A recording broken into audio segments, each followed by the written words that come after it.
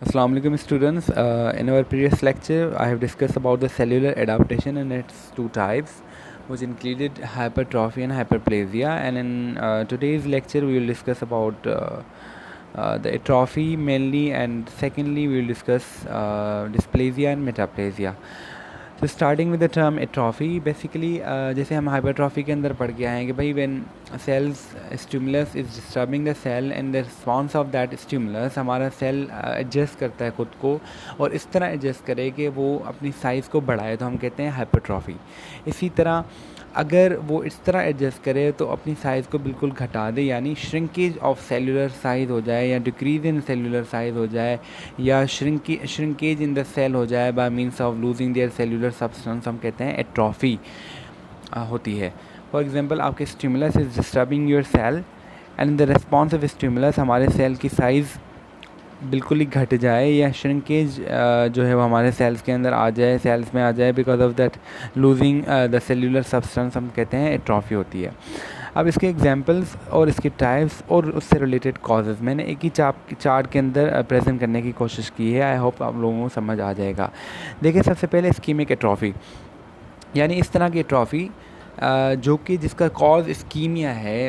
Ischemia is the lack of blood supply. When there is decrease in the blood supply towards the tissues, तो वो tissues में मौजूद sales या tissues में atrophy होती है, तो this is called ischaemic atrophy. Example को देख लेते हैं। Narrowing of the coronary arteries, obviously coronary arteries supply the myocardium of the heart muscles, जिसको हम कहते हैं उसको सप्लाई करते हैं। तो कोरोनरी आर्टरीज़ में अगर नेरोइंग हो जाए या ब्लॉकेज हो गया तो ऑब्वियसली हमारे जो मायोकार्डियम है या हार्ट मसल्स हैं उनको प्रॉपर ब्लड सप्लाई नहीं होगा। तो इन द रिजल्ट्स क्या होगा, कॉन्सिक्वेंसेस में हमें पता है, हमने पढ़ा कि इस्कीमिक एट्रॉफी होगी। तो मायोकार्डियम में इस्कीमिक एट्रॉफी होती है।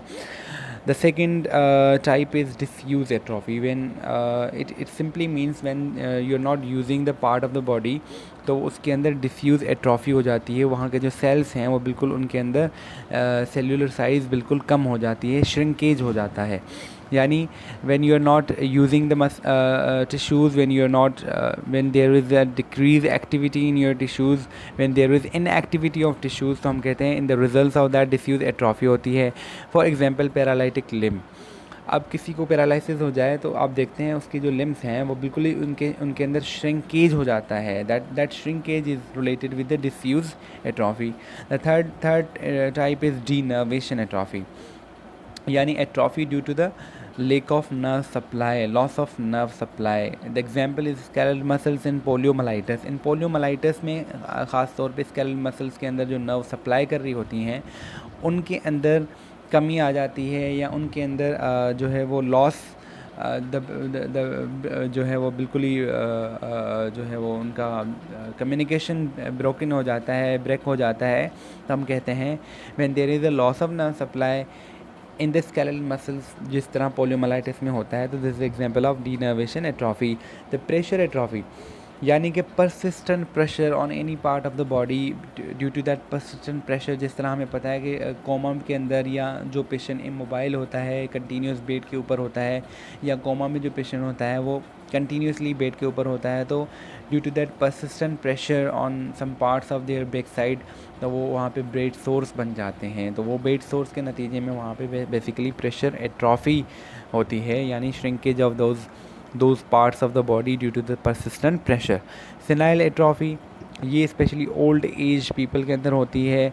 जैसे एग्जांपल में दिखाया गया है एल्ज़ाइमर्स डिजीज़। एल्ज़ाइमर्स डिजीज़ में आपको पता है लॉस ऑफ मेमोरी हो जाती है। तो लॉस ऑफ मेमोरी बेसिकली क्यों होती है, because there is atrophy in the brain की एट्रॉफी हो जाती है, यानी कि ब्रेन के जो टिश्यूज़ हैं उनके अंदर श्रिंकेज हो जाता है और दिस इज़ द रीज़न उनकी मेमोरी लॉस होती है।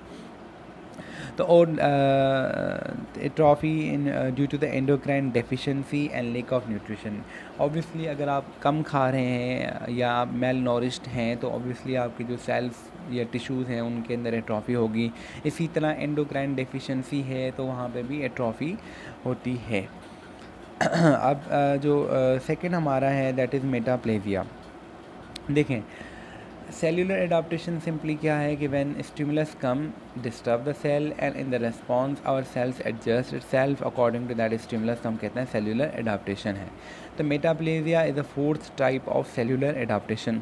क्या होता है कि जो है वो कोई स्टिमुलस आता है तो वो स्टिमुलस इस तरह डिस्टर्ब करे सेल को सेल को अपनी टाइप यानी सेल की एक टाइप दूसरी टाइप के अंदर चेंज हो जाए.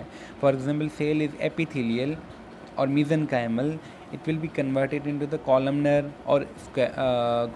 और connective tissues तो हम कहते हैं. This change occurs in the cellular type due to any stimulus is called metaplasia. अब एपिथेलियल की अगर मैं बात करूँ तो देखो, जैसे सिलिएटेड कॉलमनर एपिथेलियम यहाँ पे एग्जांपल दिया गया है रेड कलर के अंदर.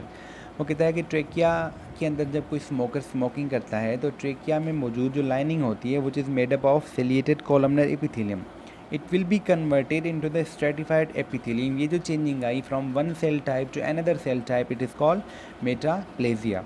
यानी सेल ने अपने आप को इस तरह एडजस्ट किया कि वो उसने अपनी टाइप को ही चेंज कर लिया. द सेकेंड एग्जाम्पल इज़ गर्ड और एसिड रिफ्लेक्स, जिसको हम बैरेट्स इसोफेगस भी कहते हैं. इसके अंदर क्या होता है, due to continuous acid reflux, due to continuous exposure of acid into the oesophagus, वो जो इसोफेगस की अपनी लाइनिंग है that is made up of squamous epithelium, वो कन्वर्ट होती है, चेंज होती है सेल टाइप दूसरे सेल टाइप में glandular muscular mucus secreting columnar epithelium. Columnar जो है वो एपिथेलियम के अंदर कन्वर्ट होती है. तो this is another example of metaplasia. The third example is in bladder. In bladder our lining is made up of transitional epithelium. तो due to irritation, continuous irritation of bladder, हमारा जो transitional epithelium convert हो जाए squamous epithelium तो हम epithelium में, तो हम कहते हैं this is again a metaplasia. Dysplasia की जहाँ पे बात है तो सिंपली आप समझें कि सेल्यूलर सेल अपने आप को इस तरह एडजस्ट करे कि वो अपनी बिल्कुल शक्ल ही बिगाड़ दे. यानी स्ट्रक्चरल ओरिएंटेशन जहाँ पे होती है तो हम डिस्प्लेजिया के अंदर इसको कंसीडर करते हैं. यानी स्ट्रक्चरल ओरिएंटेशन से मेरी मुराद सेल की साइज़, सेल की शेप और सेल की ऑर्गेनाइजेशन में फ़र्क आए. यानी cell will completely get disorganised. लेकिन यहाँ पे एक बात समझने की ये है कि this is again a reversible change. Dysplasia is again a reversible change, ये कोई इरिवर्सिबल चेंज नहीं है. वो इसलिए मैं कह रहा हूँ because dysplasia is pre malignant stage. यानी किसी को अगर हाइपरप्लेजिया में, जिस तरह हमने प्रीवियसली डिस्कस किया है यूट्रस के अंदर हाइपरप्लेजिया हो रहा था, तो दैट वाज पैथोलॉजिकल हाइपरप्लेजिया 2. तो pathological hyperplasia will convert into the dysplasia. वो नंबर ऑफ सेल्स तो इंक्रीज़ हुए लेकिन वहाँ पे फिर स्ट्रक्चरल ओरिएंटेशन भी हुई. वहाँ पे जिस तरह इस पिक्चर के अंदर दिखाया गया है कि हाइपरप्लेजिया के बाद डिस्प्लेजिया होता है, यानी स्ट्रक्चरल बिल्कुल ही वो स्ट्रक्चरली डिसऑर्गेनाइज्ड हो जाए. तो दिस इज़ द रीज़न हम इसको प्री मैलिग्नेंट कहते हैं, because dysplasia is just step before the cancer. Cancer से पहले डिस्प्लेजिया होता है और उससे पहले हाइपरप्लेजिया को हम डिस्कस कर चुके हैं. लेकिन रिवर्सिबल यहाँ पे इसलिए एम्फेसाइज़ कर रहा हूँ because dysplasia is again a reversible change, जबकि कैंसर और इस तरह की चीज़ के अंदर फिर वो इरिवर्सिबल हो जाता है. So that's all about the cellular adaptation. In our next lecture we will discuss the cell death in deep details. Thank you so much for your attention.